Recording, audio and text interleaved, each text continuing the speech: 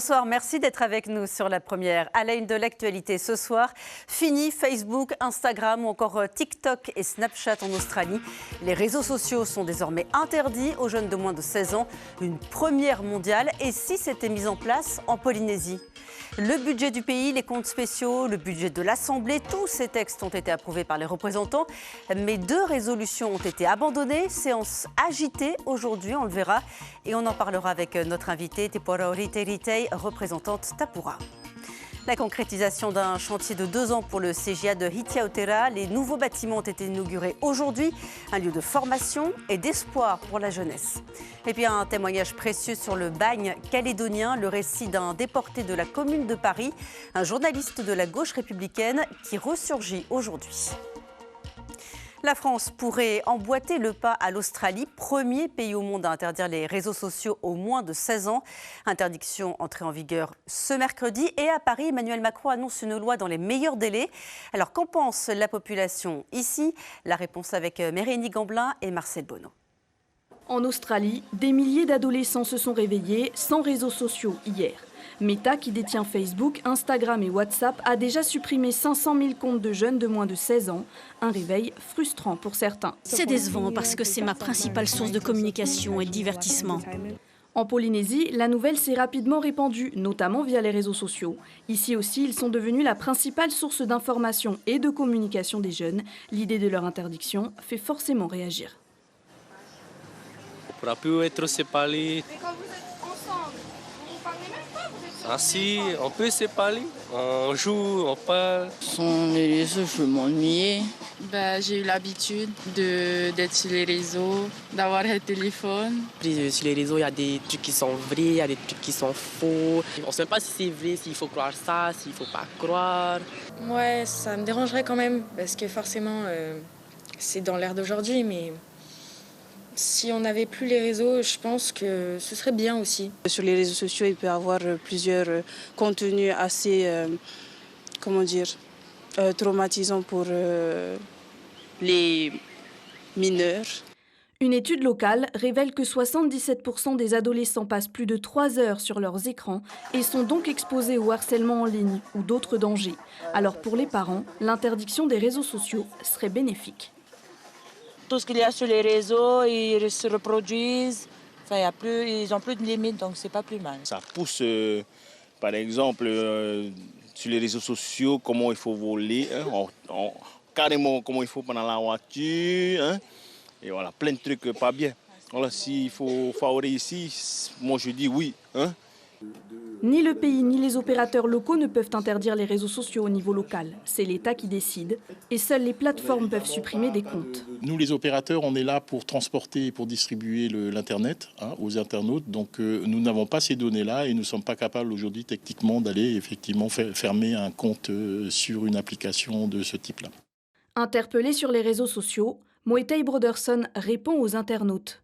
Mon dernier fils va sur ses 13 ans, il n'a pas de réseaux sociaux et ceci de sa propre décision, comme quoi l'interdit n'est pas forcément nécessaire. Plusieurs réseaux de trafic de stupéfiants démantelés. Un réseau international entre les États-Unis et la Polynésie, trafic d'ice, mais aussi de produits anabolisants, actifs à Punaoya et Papeete. Tout est parti d'une grosse saisie d'ice dans un conteneur en mai dernier, vous vous en souvenez peut-être. L'importateur était un chef d'entreprise locale. Depuis, l'enquête menée par la gendarmerie avec l'aide des services américains a permis de démanteler le réseau. 8 personnes ont été arrêtées. 2 kilos d'ice, de l'argent en espèces, des voitures, des motos, bateaux et jet skis ont été saisis. Et dans une autre affaire, c'est un cyberpoint de deal qui a été démantelé à Pirée. Le trafiquant opérait uniquement sur les réseaux sociaux. On a des cyberpatrouilleurs qui veillent et surtout qui recherchent les comportements suspects. Dès le moment où ils sont détectés, et c'était le cas pour l'affaire de Pirée, il y a un travail de fond, donc une exploitation technique qui est effectuée en combinaison avec un travail de terrain, et ce qui nous a permis d'identifier l'intéressé. Et hier, une opération anti-stupéfiants a été menée au lycée Diadème à la demande du proviseur. 5 élèves étaient en possession de cannabis. Les détails sont sur notre site internet. Il ne restait plus que 2 résolutions à l'ordre du jour de la session budgétaire, des résolutions sur une éventuelle reprise des essais nucléaires américains et une autre sur la souveraineté de la Polynésie sur ses ressources naturelles. Mais rien ne s'est passé comme prévu. Le récit de Touloulou Guérard et Jérôme. Je retire cette résolution parce que je sais que vous êtes blessés. Le président du Tapura Huiratirá a tranché, il retire sa résolution. Un texte qu'Edouard Fritsch présentait comme une motion d'union destinée à dénoncer la possible reprise des essais nucléaires américains. L'opposition avait pourtant accepté plusieurs amendements, mais après des propos jugés provocateurs du Tavini, l'ancien président du pays a décidé de faire marche arrière. Le Tapura quitte alors l'Assemblée. Le sujet du nucléaire, c'est un sujet qui a toujours divisé les Polynésiens et encore plus les élus de l'Assemblée. Malheureusement, les 2 premières interventions ont été malheureusement déplacées, et ce qui fait que ça a refroidi un peu nos élus de la minorité qui ont décidé de quitter les bancs de l'Assemblée. Le nucléaire reste une page extrêmement sensible de l'histoire polynésienne et encore aujourd'hui, il ravive les tensions dans l'hémicycle. La résolution avait pourtant été co-signée par les non-inscrits dans une volonté d'apaisement. C'est quand même dommage qu'on n'arrive pas à avoir un dialogue rationnel sur ce sujet du nucléaire. Et en fait, dès l'ouverture des débats, il y a eu des paroles très déplacées, des accusations contre le président du Tapura. Nous avons indiqué 2 choses. D'une part que si seul le Tavini votait cette résolution, ça n'aurait plus aucune portée symbolique. Et donc le Tavini peut voter toutes les résolutions qu'il veut tous les jours. Et deuxièmement, qu'on ne pouvait pas, réglementairement parlant, reprendre au vol une résolution qui a été retirée par son auteur. Une autre résolution devait également être examinée, celle d'Oscar Temaru sur la souveraineté du peuple polynésien et les ressources naturelles. Elle aussi a été retirée. Les 2 textes seront réétudiés prochainement. Oli Telitaï, merci beaucoup d'être sur notre plateau ce soir. Vous êtes représentante Tapura à l'Assemblée. C'était une séance qui s'annonçait pourtant plutôt tranquille, calme, avec seulement des résolutions à l'ordre du jour. Qu'est-ce qui s'est passé ? Bonsoir Elodie, bonsoir à nos téléspectateurs. Alors effectivement, on était parti pour terminer les 3 jours de séance qu'on a entamés depuis lundi avec 2 résolutions qui devaient faire consensus, en tout cas pour la première, celle que nous avions déposée. Et puis, tout à coup, et je remercie le président de l'Assemblée de le reconnaître, on a eu des premières interventions de la part du Tavini Huiratirá qui étaient des attaques, des procès, étaient complètement déplacés, pour reprendre ces mots. Et alors même que nous avions, nous, un esprit d'apaisement et de cohésion sur ce sujet du nucléaire qui, effectivement, depuis longtemps nous divise, mais on s'est retrouvés dans un procès.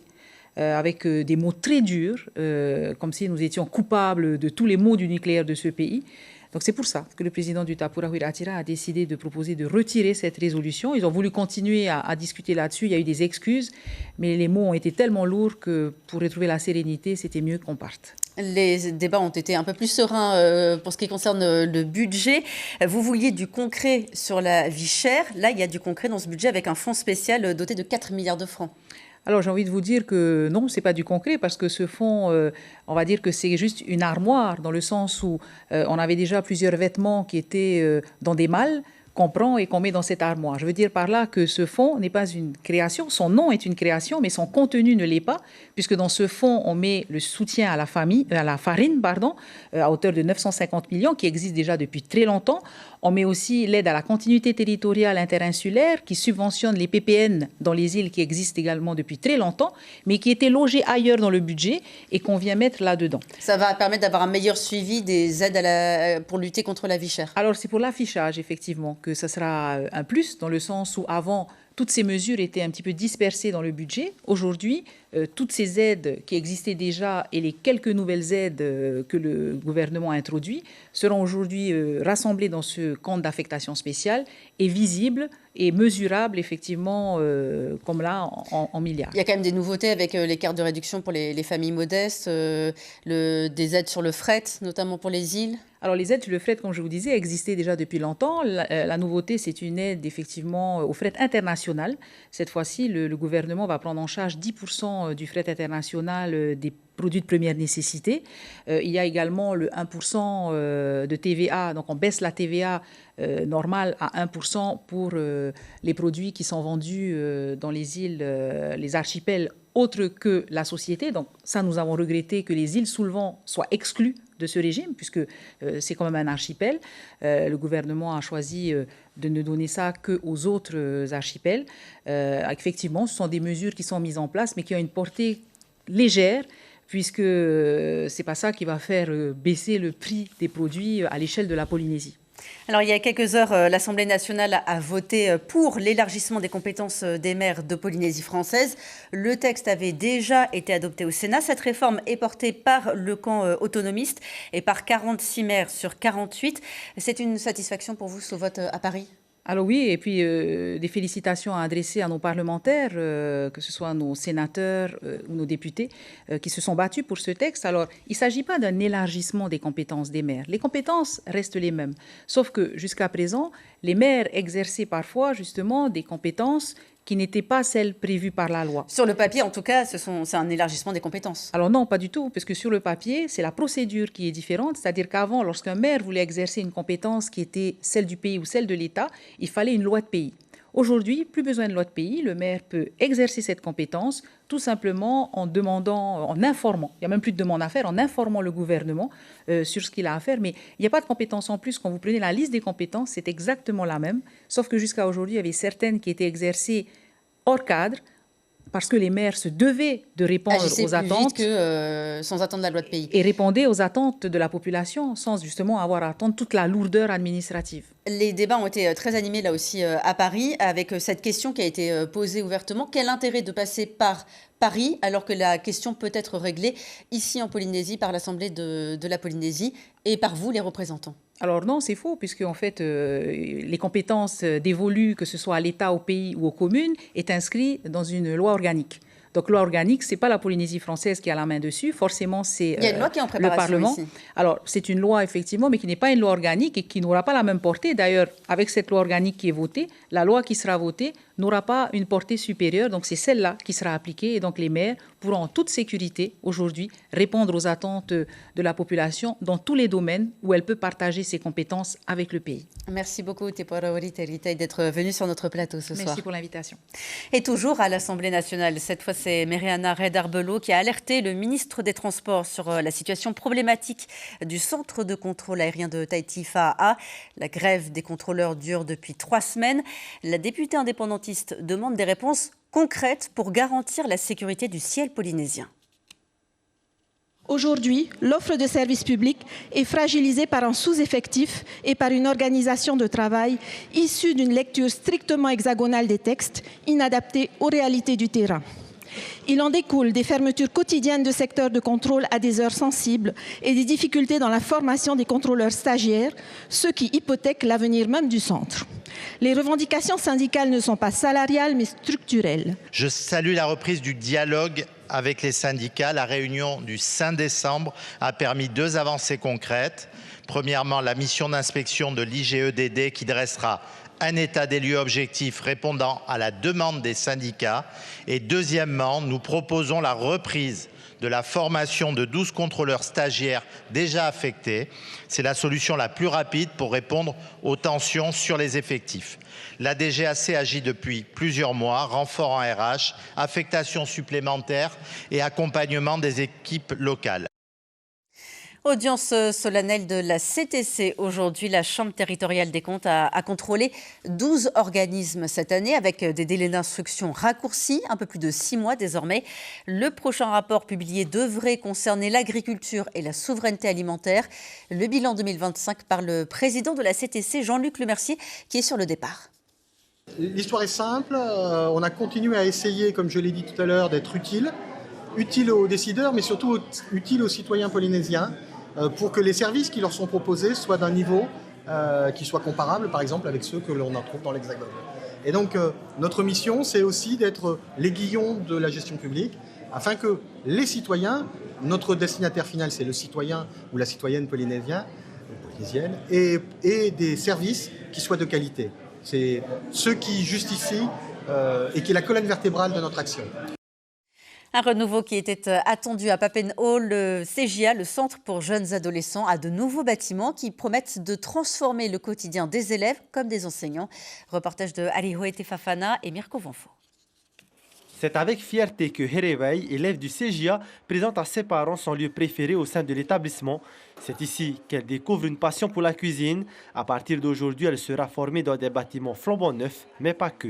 Des nouveaux outils de travail qui sont neufs et qui vont les aider encore à aller plus loin et à préparer leur avenir. Vous êtes rassurés? Carrément. Et on est fiers de notre fille aussi, quoi. Cela permettra bien évidemment à Herevay de retrouver un confort tout au long de sa formation. J'adore vraiment les nouveaux bâtiments parce que dans notre OCCJA, c'est plus possible. Parce que à chaque fois qu'il pleut fort, il y a toujours des gouttes d'eau qui mouillent dans les salles. Au sein de l'établissement, 23 élèves bénéficient de formations pré-professionnelles en menuiserie, métallerie, cuisine et agriculture, avec cette année de petites nouveautés. Pour répondre à un besoin du territoire, nous avons développé l'agriculture de la vanille, mais aussi nous tendons à innover au niveau de l'agriculture en hydroponie et en aquaponie. Et justement, le choix des filières est orienté selon les besoins de la commune et du pays. Au vu de la mise en place du campus du métier de la mer, une formation tournée vers la pêche est prévue. Évidemment, important de pouvoir mettre ça en place déjà en amont pour faire en sorte que les élèves soient déjà préparés, habitués, sensibilisés au milieu marin. Et c'est la raison pour laquelle la filière pêche va être mise en place ici au CJA de Papeete, enfin de Hiti Aotearoa. Le CJA de Hiti Aotearoa est un lieu de formation, mais surtout d'espoir. L'investissement s'élève à 280 millions de francs. La Sainte Barbe, la sainte patronne des pompiers, a été célébrée aujourd'hui. Une cérémonie officielle s'est tenue à Tarahoy, à Papeete, en présence des autorités et des différents corps de secours. L'occasion de saluer le travail des pompiers du Fénois, engagés tout au long de l'année pour la sécurité de la population. Pour rendre honneur aux missions des sapeurs-pompiers, que ce soit dans l'Hexagone, que ce soit partout en Polynésie, mais dans les pays d'outre-mer aussi. Cette journée nous rappelle par rapport aux missions effectuées par chaque pompier de différentes casernes de la Polynésie française. C'est déjà la reconnaissance de l'État, des hautes autorités envers le métier que nous exerçons au quotidien. Donc c'est toujours, ça fait plaisir de recevoir une médaille, une distinction, la reconnaissance de l'État vis-à-vis du pompier que nous sommes. Escale dans un autre lieu, un autre temps aussi, le bagne de Nouvelle-Calédonie. Un universitaire publie les écrits oubliés d'un déporté de la Commune de Paris. Reportage d'Antoine Le Téneur et Caroline Martin. Enfin, le chef de cuisine appelait au café La Ferme. Nous entrions gamelle en main, une seule lampe éclairait la vaste pièce. À gauche, le fourneau occupait toute la longueur avec des énormes marmites. Au bagne, comme si vous y étiez il y a 150 ans. Retour dans ces cuisines de l'île Nou et sur tous ces lieux qu'a fréquenté l'auteur de ces lignes entre 1872 et 1879. Alphonse Imbert était journaliste et bagnard. Il a laissé un témoignage unique au sein de la machine à broyer les hommes. L'intérêt de ce livre, c'est vraiment la qualité du témoignage, c'est-à-dire la qualité descriptive déjà de l'auteur. C'est la noirceur du bagne, sa violence, les forçats eux-mêmes, de très nombreux portraits, les absurdités, la cocasserie, même le rire, la gaieté parfois, même s'ils sont rares. Tout ça, c'est dans ce texte. Alphonse Imbert, ou l'itinéraire fracassé d'un journaliste révolutionnaire, soutien de la Commune de Paris. C'est à cause de ces articles, de ces appels à la violence, qu'il sera condamné aux travaux forcés à perpétuité. Pas de peine de mort, mais pas de simple déportation non plus. Alphonse Imbert sera un forçat parmi les droits communs. Témoin embarqué dans les cases des chapeaux de paille, casseur de cailloux sur les routes de Saint-Louis, ou jardinier exploité à la ferme de l'île Nou. Jamais écrit sur la pénitentiaire n'avait été si réaliste. Après 7 ans à la Nouvelle, Alphonse Imbert, amnistié, regagnera Paris. Son témoignage servira notamment à l'interdiction définitive des châtiments corporels, le legs d'un communard à tous ses compagnons d'infortune. L'information principale ce soir, les communes polynésiennes vont avoir plus de compétences. Après le Sénat, l'Assemblée nationale a voté pour, mais le texte a fait l'objet d'un débat animé à Paris. L'indépendantiste Meriana Red Arbelo a dénoncé une réforme dangereusement bâclée et dictée par un calendrier électoral, alors que pour l'autonomiste Nicole Sanker, il s'agissait de libérer les communes d'un verrou politique et institutionnel. Direction les Marquises ce soir sur la première avec d'abord le pouvoir du vivant, puis Motuhaka, le combat des îles Marquises. L'information continue sur notre site et nos réseaux sociaux. Pour la radio, rendez-vous dès 6h30 demain avec Tawarili Heyari Tayata. Excellente soirée à tous et à demain.